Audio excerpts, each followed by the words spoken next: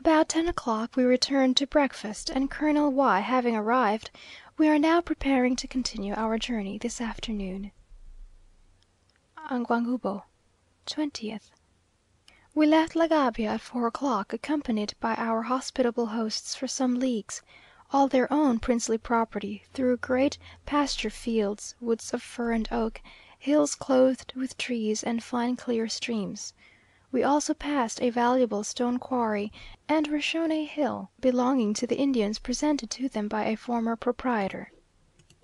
We formed a long train, and I pitied the mistress of El Pilar, our next halting place, upon whom such a regiment was about to be unexpectedly quartered.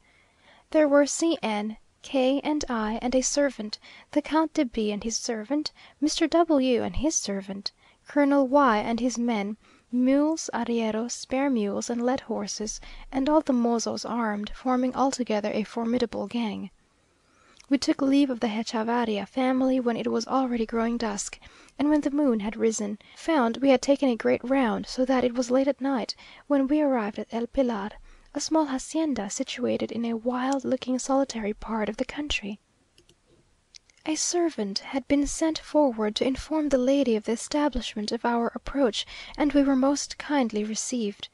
The house is clean and pretty, and tired as we were, the sala boasting of an old piano tempted us to try a waltz while they were preparing supper. The man who waited at table, before he removed the things, popped down upon his knees and recited a long prayer aloud. The gentlemen had one apartment prepared for them, we another, in which, nay, even in the large four-posted and well-curtained bed allotted to us, Madame Yturbide had slept when on her way to Mexico before her coronation. The Señor M also showed us her picture, and spoke of her and the Emperor with great enthusiasm. This morning we rose by candlelight at 5 o'clock, with the prospect of a long ride, having to reach the Trojes of Angangueo, a mining district. Trojes literally mean granaries, 14 leagues from El Pilar. The morning was cold and raw, with a dense fog covering the plains, so that we could scarcely see each other's faces, and found our mangas particularly agreeable. We were riding quickly across these ugly marshy wastes, when a curious animal crossed our path, a zorillo, or a paddle, as the Indians call it, and which Buffon mentions under the generic name of mofetes. It looks like a brown and white fox, with an enormous tail, which it holds up like a great feather in the air. It is known not only for the beauty of its skin, but for the horrible and pestilential odour with which it defends itself when attacked, and which poisons the air for miles around. Notwithstanding the warnings of the mozos as to its peculiar mode of defence, the gentlemen pursued it with guns and pistols on horseback and on foot, but fired in vain. The beast seemed bullet proof, turning, doubling, winding, crossing pools, hiding itself, stopping for a moment as if it were killed, and then trotting off again with its feathery tail much higher than its head, so that it seemed to be running backwards. The fog favoured it very much. It was certainly wounded in the paw, and as it stopped and seemed to hesitate, the sportsmen thought they had caught up with him, but a minute afterwards away went the waving tail amongst the pools and the marshy grass, the zorillo no doubt accompanying it, though we could not see him, and fortunately without resorting to any offensive or defensive measures. While they were chasing the zorillo, and we had rode a little way off that we might not be accidentally shot in the fog,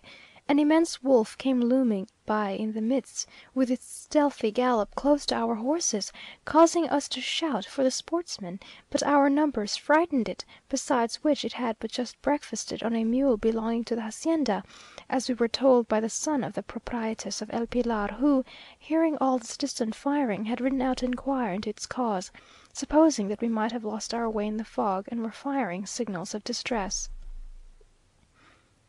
We continued our journey across these plains for about 3 leagues, when the sun rose and scattered the mist, and after crossing a river we entered the woods and rode between the shadows of the trees, through lovely forest scenery, interspersed with dells and plains and sparkling rivulets.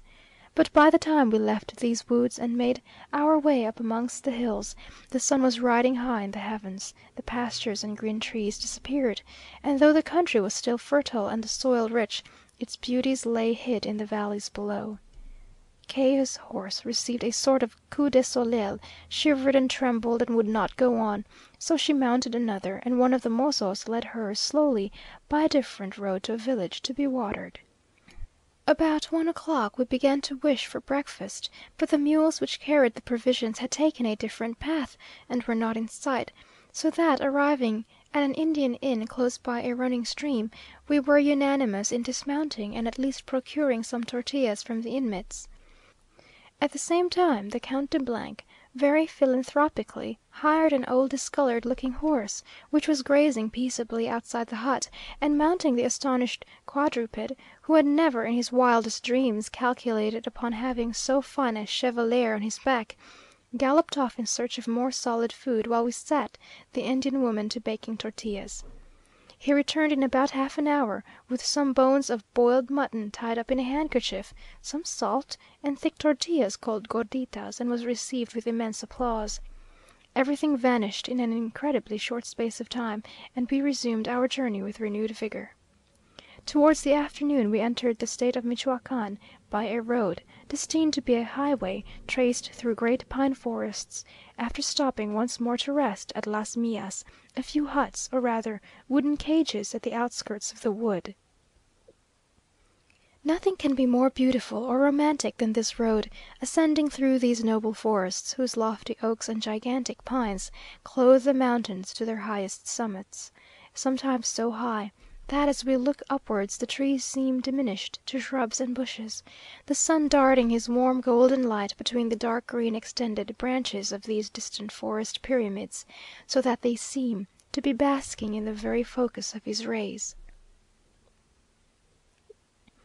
Untrodden and virgin as these forests appear, an occasional cross with its withered garland gives token of life, and also of death, and green and lonely is the grave which the traveller has found among these alpine solitudes, under the shadows of the dark pine, on a bed of fragrant wild flowers fanned by the pure air from the mountain tops. The flowers which grow under the shade of the trees are beautiful and gay in their colours. Everywhere there are blue lupins, marigolds, dahlias, and innumerable blossoms with Indian names. Sometimes we dismounted and walked up the steepest parts, to rest our horses and ourselves, but as it was impossible to go fast on these stony paths, it became entirely dark before Angangueo was in sight, and the road, which for a great part of the way is remarkably good, now led us down a perpendicular descent amongst the trees covered with rocks and stones, so that the horses stumbled, and one, which afterwards proved to be blind of one eye, and not to see very clearly with the other, fell and threw his rider, who was not hurt. It was near 8 o'clock, and we had been on horseback since 6 in the morning,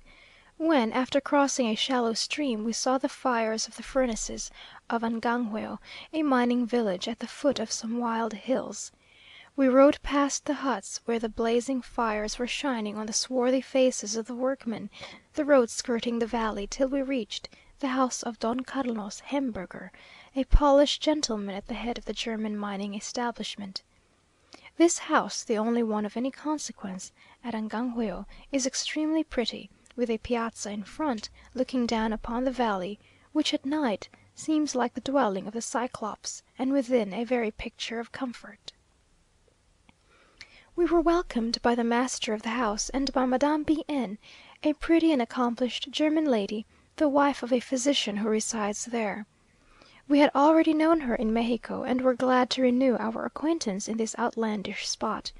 One must have travelled 14 leagues from morning till night to know how comfortable her little drawing room appeared, with its well cushioned red sofas, bright lights, and vases of flowers as we came in from the cold and darkness, and how pretty and extra civilized she looked in her black satin gown, not to mention the excellent dinner and the large fires, for they have chimneys in this part of the world. In a nice little bedroom with a cheerful fire, the second time I have seen one in 2 years, I indite these particulars, and shall continue from our next place of rest. End of letter the 48th.